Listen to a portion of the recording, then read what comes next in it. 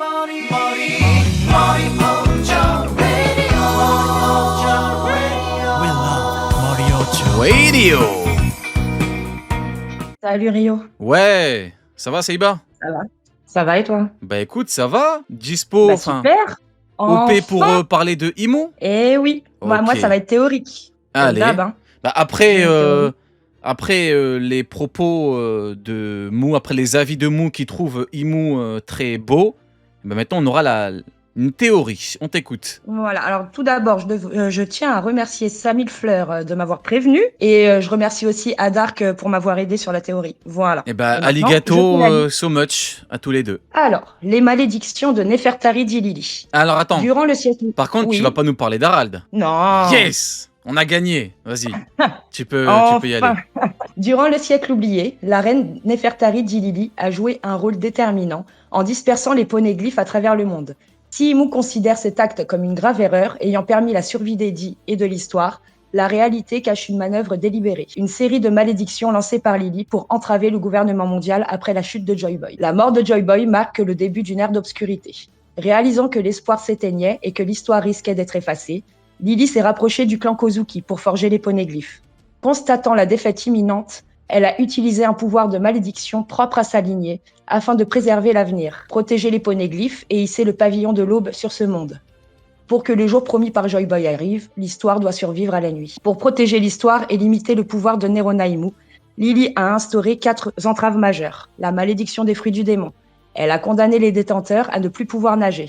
En faisant de la mer le point faible des utilisateurs, Lily garantit que même le plus puissant des tyrans peut être vaincu par une simple chute dans l'océan. Attends, De plus, pause. C'est Lily qui aurait condamné, qui aurait maudit le diable. elle aurait fait toutes les malédictions en fait, mais là c'est vraiment théorique, hein, j'ai En se poussé le basant truc. sur quel pouvoir? Sur sa lignée. Et la lignée de Lily qui serait quelle lignée? Nefertari, la lignée Nefertari. Elle aurait, ça serait spécifique potentiellement à sa lignée et quelques élus de sa lignée pourraient avoir ce pouvoir de malédiction. C'est théorique, bien évidemment. D'accord, donc un pouvoir entre guillemets héréditaire, quoi, un truc de lignée. Donc De pas un lignée, truc c'est ça. d'arme antique ou de divinité. Non. Non. Ok, ça marche, tu peux reprendre. Alors, pour les fruits du démon. De plus, le fait qu'à la mort de l'utilisateur, le démon puisse se réincarner dans le fruit le plus proche serait une sécurité afin que Nika puisse renaître pour que l'aube revienne. La malédiction de David Jones. Il est condamné à l'éternité dans les abysses des océans. Lily l'aurait maudit pour en faire le gardien naturel de ce que le GM a tenté d'effacer avec la montée des eaux. De plus, tout ce qui sombre en mer finit dans le David Jones Locker. Il pourrait être le coffre-fort vivant de l'histoire que seul un dit ou un héritier pourrait briser. La malédiction de Zunesha. À la suite d'une grave faute qui a pu engendrer malgré lui la fin de Joy Boy, l'éléphant géant est condamné à errer sans fin sur les mers. Cette punition sert de rempart. Elle protège le poneglyphe de Zu, tout en soumettant l'animal à l'autorité unique de la lignée Kozuki. Il est la clé de l'ouverture des frontières de Wano et protège l'arme antique Pluton. La malédiction de Neronaimu. C'est l'impair majeur qu'a commis Lily, selon ce qu'Imu dévoile au roi Cobra. Elle l'a condamné à rester dans une prison dorée afin qu'il ne puisse pas sortir à sa guise de la terre sainte de Marie-Joie. Cette malédiction explique pourquoi Imu n'agit jamais directement contre les dits, récalcitrants comme Roger et Luffy, ou n'intervenant que par possession partielle, comme pour Xebec. Le dégoût des dragons célestes pour le monde d'en bas trouve sa source dans l'exil forcé d'Imu, physiquement incapable de quitter la Terre Sainte sans risquer sa vie. Cette réalité mortelle se manifeste sur Elbaf. Neronaimu crache du sang, prouvant que chaque seconde passée hors de son sanctuaire le rapproche de la tombe. Cette vulnérabilité terrifie le Gorosei, dont l'existence et leur longévité est liée à celle de leur maître. Prisonnier d'un temps limité, Imu est engagé dans la course contre la montre pour vaincre Nika et réitérer son triomphe sur Joy Boy avant que la malédiction ne l'emporte. L'obsession de Neronaimu pour Vivi prend alors tout son sens. En tant que descendante directe de Lily, elle est la clé permettant de lever les malédictions. En s'emparant de l'héritière Nefertari, Imu cherche à briser ses chaînes et à recouvrer sa pleine liberté de mouvement hors de la Terre Sainte. Son objectif est d'éradiquer définitivement les porteurs du dit et purger les derniers vestiges de l'histoire afin de s'assurer que les secrets du siècle oublié restent enterrés à jamais, condamnant le monde à une nuit éternelle où l'aube ne pourra plus jamais se lever. To be continued. C'était un peu long. Ok, mais c'est pic. l'idée. Bon, t'as bien débité. Je voulais te couper 2-3 fois, mais vas-y, je me suis dit, Mais vas-y, je vais vas-y, là. tu peux. Ouais, mais Tu je préfère peux, quand tu même peux. que tu termines tout. Ce que j'aime Ouais. bien dans la théorie, Ouais. c'est qu'en Ouais. vrai, t'aurais la justification parfaite du pourquoi Imu force tant avec Vivi. Parce qu'en fait, Eh oui. tu sais, on en parlait en Cross Guild. Et je disais, Mhm. est-ce qu'on aurait un truc malsain avec Imu de l'époque qui en fait était amoureux de Lily et Vivi ressemble à Lily et donc en fait tu sais un truc un peu bizarre. Ouais, mais il y a C'est peut-être le du roi sentimental. Hein.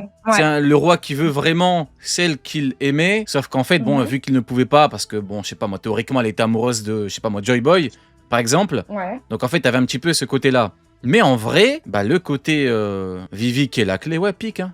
Moi je Bah, moi je suis dans le train. en fait, ouais, justement, pourquoi il veut autant Vivi? Alors, potentiellement, oui, il y avait peut-être une histoire sentimentale avec Lily à l'époque, mais quel serait l'objectif actuellement d'Imu Bah oui. de vouloir Vivi? Voilà, Eh ben, à en moins fait, d'avoir un si truc un jamais peu. Voilà pourquoi je voilà, parlais de assez ces bail un spécial ou peu bizarre, particulier. quoi. Ouais. Mm. Ouais, pique. Donc, Ouais, moi je suis dans le une train, ouais. malédiction qu'il faudrait lever, et seule cette lignée-là peut le faire, et Ouais. voilà. Ouais, je suis dans le train. Après, Voilà, pour voilà. moi, le côté Lily qui maudit tout le monde, on dirait une sorcière, Lily. Oui, Elle a maudit tout le monde. je suis partie très loin. Mais Oui, j'ai mais essayé de trouver après, un petit pour. lien, mais c'est Oui, pas mais après, déconnant. pour chercher un petit peu une justification, quand tu prends la fresque, ça dit que le dieu de la forêt envoyait ses démons, et le dieu de la mer, ils sont courroux, enfin, un petit peu, bon voilà, on parle un petit peu de le dieu de la mer qui a maudit, pour le coup, on parle de malédiction, Ouais. on parle de bail un peu noir, Mhm. et peut-être que pour le Mhm. coup, Lily incarnait le dieu de la mer, et qu'en tant que descendante de Lily, Vivi est la nouvelle personne qui incarne la divinité de la mer. Et là, on aurait la justification du pourquoi on aurait besoin de Mm. Vivi. Et là, ça colle. Donc ouais, je suis dans le train, moi. Moi, j'aime bien. Eh ben, super. Moi, Bon, bah, je c'est stream, cool. pique. Ok, bon, Ça a été du écoute. taf. Hein. Écoute, pique. Aligato so much. Ouais. Bah, de rien, you're welcome. Carrément. On va le faire en toutes les langues. Merci pour la Merci en tout cas de théorie. m'avoir fait monter. Merci à Avec toi. plaisir. Bonne Allez, soirée. ciao. Ciao. Ça va, Franck? Ouais, et toi Rio, ça va? Oui, écoute, ça va. T'as toujours ta pépé de rat avec un gun. Yes, exactement, toujours. Ok, écoute, Pour- ça fait plaisir. Écoute, on y va. Allez, dis-nous ce que t'as sur le cœur vis-à-vis de Imu, du chapitre, la totale. Yes, ouais, je vais commencer avec, on va dire déjà un truc dont peu de personnes parlent et ça me frustre un peu, donc je suis très heureux de pouvoir en parler maintenant. C'est toute la cohérence que ce chapitre il vient donner à pas mal de questions qu'on se posait avant. Tu sais, quand on a très bon sujet, putain. Je vois totalement la DA. Vas-y, on t'écoute. allons-y. Alors, tu vois, quand on a commencé, par exemple, à entendre parler des doyens, des chevaliers divins et tout ça, on s'est tous posé une question, mais pourquoi est-ce qu'ils ne sont pas intervenus, par exemple, à l'époque de Marineford? Pourquoi est-ce que les Yonko, ils ont gardé des territoires et le gouvernement les a jamais récupérés alors qu'ils gouvernent le monde? Pourquoi, si Imu est plus fort que les empereurs, ce qui est le cas, Imu n'a jamais récupéré les territoires aux empereurs? Et là, ce que je kiffe avec Oda, et tu vois, je vais lui passer de la pommade parce que là, il les mérite. En tant qu'écrivain, il mérite. Ces questions, elles ont été répondues pour moi dans ce chapitre-là, avec évidemment des liens à faire sur les chapitres d'avant. Mais ce chapitre-là, rien que pour ça, j'ai envie de lui mettre si c'était possible, un 100 sur 10, tu vois. Parce que, regarde bien, pourquoi est-ce que les chevaliers divins n'ont pas été envoyés à Marineford? Réponse dans le flashback d'Harald. Harald, quand il s'est fait tuer par Loki, qu'est-ce que Imu a ressenti? Imu a ressenti une intense douleur. Ça veut dire qu'envoyer les chevaliers divins mourir à Marineford, ça aurait été catastrophique pour Imu. Chevalier divin, doyen inclus. Évidemment. Alors, je t'arrête Parce que 2 toutes les- secondes. Tu couds comme jamais. Et 2, quand on regarde avec quelle facilité déconcertante Sanja humilié Killingham, l'équipage déterminé de Ouais. Barbe Blanche aurait éventuellement pu leur péter la gueule plus ou moins facilement. Tu peux continuer. Ouais, mais tellement, exactement. Très bon exemple avec Sanji que tu prends. Donc, il y a ça. Ensuite, voilà, donc pourquoi ni Barbe Blanche, ni Kaido? Alors là, tu l'as donné la réponse et tu viens bien de parler de cette scène, puisque cette scène, beaucoup de gens la voient comme anecdotique, alors qu'en fait, elle est très importante, mais tu la répètes très souvent. C'est ce moment où les doyens ils disent qu'est-ce qui est pire, entre énerver Kaido ou risquer le retour de Joy Boy. Ils voulaient pas énerver Kaido, alors que Kaido allait leur déclarer la guerre quand même, avec une alliance avec Big Mom. Exactement. Ouais. Il Et ne ça se aurait demande été même pas c'est quoi le pire entre l'éveil de Nika, le Ops ultime du diable, ou entrer en guerre contre Kaido. C'est énerver Kaido. Ouais. Oui, c'est phénoménal. Ouais, tout à fait. C'est complètement fou. Et quand tu penses au fait que Shanks a bloqué Kaido pour qu'il aille pas à Marineford, en fait là, l'équilibre des puissances de One Piece devient ultra cohérent en fait. Exactement. Ultra cohérent. Et en fait, tu comprends pourquoi ils n'ont pas osé même poser un cercle satanique sur les îles que détenaient les empereurs. Parce que s'ils l'avaient fait, tu aurais eu un commandant des empereurs ou un empereur lui-même qui se serait pointé. Il aurait défoncé la tronche aux chevaliers divins ou aux doyens qui arrivent. Après, est-ce que les doyens pètent les YC1, ça je sais pas. Enfin voilà, c'est un gros débat. En fait, ils se seraient fait défoncer. Ils se seraient fait défoncer. et Imu aurait senti une intense douleur en fait. Et maintenant, on s'est posé la question, pourquoi alors Imu, s'il est si puissant que ça, il n'est pas arrivé à reprendre les îles aux empereurs alors qu'il en a la force? Eh ben la malédiction, dont on peut parler Saïba justement juste avant, la malédiction est un blocage d'Imu en fait, qui fait que Imu pourrait aller les tuer, mais ce serait risqué en fait. Alors quel est ce risque? On ne sait pas encore. On le saura dans les prochains chapitres, j'imagine. Mais justement, là, en fait, si tu veux, on comprend pourquoi est-ce que Imu n'est pas parti se taper contre Barbe Blanche, pourquoi Imu n'est pas parti se taper contre Kaido, parce qu'il y avait un risque à le faire. Tout à fait. Et voilà. Et dans le chapitre où Oda introduit le chara-design de Imu, eh ben, il te met quand même 3 ou 4 pages pour te dire, via les doyens, c'est chaud, faut pas y aller, on va envoyer les amiraux, ils sont occupés, pas grave, on va y aller nous-mêmes. Enfin, ils prennent le risque d'envoyer les amiraux crever. Concrètement, t'envoies les amiraux, ils vont crever. Mais bon, ils prennent le risque de les envoyer à la mort, ils prennent le risque de eux-mêmes partir à la mort. Parce que concrètement, faut pas oublier que pourquoi Imu a mis de côté Elbaf à cause d'Harald qui s'est fait péter la gueule. Donc concrètement, les doyens savent que s'ils y vont, ils peuvent finir comme Harald. Mais ils prennent le risque parce que t'as ce côté malédiction entre guillemets, exactement. Ouais, tu cook. Bah oui. Et en plus, faut pas oublier un truc sur Harald. Alors moi, je voulais dire, je suis un maxeur d'Harald niveau puissance. Ce qui signifie que Harald était un chevalier divin, donc il n'avait pas encore la marque des doyens, mais il était plus fort que les doyens. Donc en fait, le fait que Harald meure à Elbaf, c'est un énorme avertissement vis-à-vis du gouvernement mondial. Ne mettez pas les pieds là-bas. Plus fort que les doyens, vu comment Imu pète les plombs suite à la mort d'Harald, oui, Harald était plus fort que les doyens. Enfin, ça me paraît évident, vu que Imu a dit on n'envoie plus personne là-bas, le mec qu'on va envoyer va crever. Donc ça, oui. Ça, c'est sûr. D'où mon propos tout à l'heure quand je te disais, eux-mêmes prennent le risque d'aller se faire péter la gueule, quoi. C'est ça. Et donc, du coup, voilà, moi, si tu veux, je suis un petit peu étonné que personne n'ait soulevé cette cohérence, parce que cette cohérence, elle est en fait incroyable. En fait, c'est Oda, quand il écrit ses chapitres, c'est pas un mec qui a oublié ce qu'il a écrit dans les chapitres d'avant. Et pour ça, faut applaudir, faut baisser le chapeau, enfin, tout ce que vous voulez, quoi. Donc, voilà. Exactement. Donc, je voulais parler de ce sujet-là. Écoute, tu as raison, tu as bien fait. Écoute, franchement, pique, tu as totalement raison. Après, j'en ai parlé, je sais pas Crossguild, non, à la fin de la React. Quand je parlais à la fin de la React, oui, je parlais de la cohérence et je disais quel mangaka peut regarder Oda droit dans les yeux et lui dire je fais ce que tu fais en termes de cohérence. Bon, déjà il n'y a pas beaucoup de mangas qui durent plus de 25 ans déjà en vrai de vrai, mais être autant cohérent sur plus de 25 ans. Après, pour moi, là où Oda était malin, c'est qu'il a rapidement structuré les choses avec l'équilibre. Moi j'en parle souvent. Il a été très fort parce qu'il a introduit à très longtemps et maintenant que ça pète, maintenant, il peut se permettre d'introduire tout un tas d'éléments qui ne sont pas intégrés dans cet équilibre. Donc, notamment Imu, notamment Loki, via différents, entre guillemets, pas stratagèmes, mais différents moyens. C'est Loki enfermé, etc., etc. Donc, je partage ton point de vue. Merci. Voilà, donc c'était ce sujet-là dont je voulais parler en premier. Alors ensuite, ça va être rapide. C'est pourquoi... selon moi, Jinbei va pas mourir dans cet arc-là. Désolé de vous le dire, les gars, mais pour moi, Jinbei peut pas mourir dans cet arc-là parce que je rappelle que à Impel Down, Jinbei a fait fuir tout le monde en utilisant des bananes qu'il manipulait. Bon, alors, est-ce qu'il a oublié son pouvoir? Ça m'énerve de voir que là, ça fait longtemps qu'il a pas utilisé, mais peu importe. Pour moi, s'il n'y a pas de Jinbei, il n'y a pas de fuite par la mer en fait pour les Mugi. Donc pour moi, si tu veux, Jinbei ne peut pas mourir parce que pour moi, Jinbei va devoir permettre à certaines personnes, que ce soit des Mugi ou d'autres, quand Imu va choquer tout le monde, à fuir par la mer. Voilà, c'est tout ce que je voulais dire. Ok, écoute, franchement, très bon argument en faveur d'une non-mort de Jinbei, c'est pas mal. Voilà, ok. Je pense qu'on pense de sa performance et sa puissance. Oh, mais sa performance, c'est exécrable, complètement, mais c'est un très bon argument vis-à-vis de... il va peut-être pas crever grâce à cet élément. Ouais, j'aime bien, ça marche. Bon, écoute... Big up, Franck. Au plaisir, je laisse ma place aux autres et allez, une bonne soirée. Ça marche, ciao. Ouais. Goldie Ace. Salut. Oui. Salut. Est-ce que mon son est bon? Ouais, ça va. Ça va, Ace? Déjà... Ouais, ça va. Et moi, tu me demandes pas, moi, tu m'emmerdes. Ah ouais, c'est chiant. Je rigole, frérot, vas-y, je t'écoute.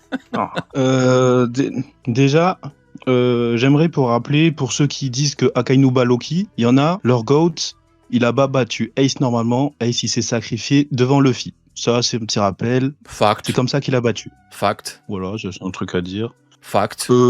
Et je dirais même qu'Akainu ne s'est pas vanté d'être beaucoup plus fort que Ace. Il s'est vanté d'avoir un pouvoir qui est naturellement supérieur au pouvoir de Ace. Autre fact. Exactement. Deuxième fact. Il a perdu face à la glace d'Aokiji, qui est d'ailleurs normalement en dessous du magma. Attends, qui a perdu contre la glace d'Aokiji? Il a gagné contre il Ah a oui. galéré contre la glace de Aokiji. Pendant 10 jours, fact. C'est honteux. Donc Ragnir lui fait le tue. Voilà. Ragnir tue qui? Akainu? Frérot, Harald, il a quand même dit... Enfin, à moins Bah ouais, qu'on ouais. me dise qu'Akainu est beaucoup plus fort qu'Harald. Les pros Akainu, c'est quelque chose. Hein. Ah oui, mais après, s'ils me disent que Ah ouais. Akainu est beaucoup plus fort qu'Harald, oui, bah, dans ce cas-là, on peut parler. Effectivement. Et donc, Kuzan est beaucoup plus fort qu'Harald, du coup, aussi, hein? Ouais, C'est ouais, ça? ouais, Ok. j'ai entendu ça. Ouais, j'ai entendu ça. Sinon, j'aimerais parler de Mou Mhm. et du chapitre. Le chapitre, je lui donne un 200 sur 10 à peu près. Oui. Easy. Et Mou, et pour Mou, moi je pense pas que ce soit une malédiction qui fasse qu'elle peut pas rester sur Terre. Mhm. Je pense vraiment qu'elle a une maladie, qu'elle est née comme ça, qui peut pas respirer vraiment l'air. C'est un peu comme si, Ah. c'est un peu comme si on demandait à un humain de respirer dans l'espace. D'accord, Et ok. il faut qu'il soit haut pour respirer. Ok, c'est vrai qu'on part dans un truc de malediction et tout, mais en vrai de vrai, ouais, peut-être qu'en fait c'est beaucoup plus... Ouais, ok. Imu voudrait monter le monde à hauteur de Redline partout pour pouvoir vivre partout sur le monde tranquillement. Ok, ça m'est pas venu à l'idée, mais ouais, franchement, pourquoi pas. Ouais. Et il y a un truc, et parmi les attentes que j'ai, ce serait que le fruit de Imu ne soit pas si important que ça. Ça lui sert pour faire des domis comme ça, mais Ah non, là j'aimerais je suis avoir pas... une nouvelle. En fait, pour moi, c'est via cet élément que Oda peut cheater, faire ce qu'il veut de Imu. Tu vois, c'est vraiment via Ouais, cet je élément. S'il te donne vraiment, tu sais, le fruit originel ou n'importe quoi, ça n'engage que Ouais. moi. C'est une attente pour toi, c'est une attente pour moi. J'ai pas la vérité. Hein. Pour moi, je Après, pense ça me que dérange. ce potentiel est infini à ce niveau-là. Ça me dérange pas qu'il fasse des trucs de fou, mais ce que j'aimerais, c'est découvrir des nouvelles formes du haki des rois, d'haki d'armement, d'observation, genre des nouvelles capacités inédites. Et les fruits du démon, pour Barbe Noire, je veux tout savoir avec lui. Et le haki, Ouais. des trucs, je sais pas, tueur de haki de C'est pas l'armement incompatible. presque, des trucs C'est comme pas ça. incompatible. Ouais. On peut avoir un Ouais, qui c'est des vrai. rois de malade de Imu et tout un tas d'éléments via le fruit. Pas d'incompatibilité, quoi. Ouais. C'est comment moi je vois les choses, tu vois. Parce que là, t'imagines, via le fruit, là, c'est bon, là, carrément, Oda, il a jamais fait ça de sa vie. Pouvoir 2 points, fruit du démon, Akuma no Mi. Non, c'est fort. Non, il y a un truc particulier avec le fruit. Non, il y a...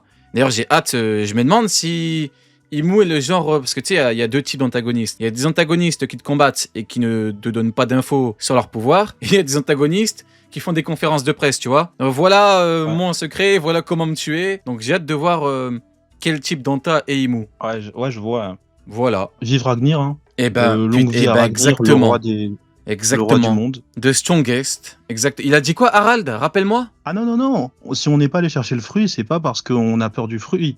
C'est parce qu'il y a Ragnir, il nous fait les fesses, tout Tout simplement. à fait. Ouais, ça c'était Jarl, mais exactement. Oui, tu fais bien de prendre également les propos de Jarl, exactement. Mais Harald, il a Jarl, dit ouais. maintenant. Avant, je ne pouvais pas, mais maintenant, je peux. Voilà. Eh oui. Après, peut-être que je raconte n'importe quoi, tu racontes n'importe quoi, Jarl et Harald racontent n'importe quoi, à part... Tu sais, les seuls qui ont raison, c'est ceux qui veulent que Fujitora fume Ragnir. C'est fou, hein. Mais Non, bon, que veux-tu? Allez, très bonne soirée, mon frérot. Ciao. Bonne soirée. Allez, ciao.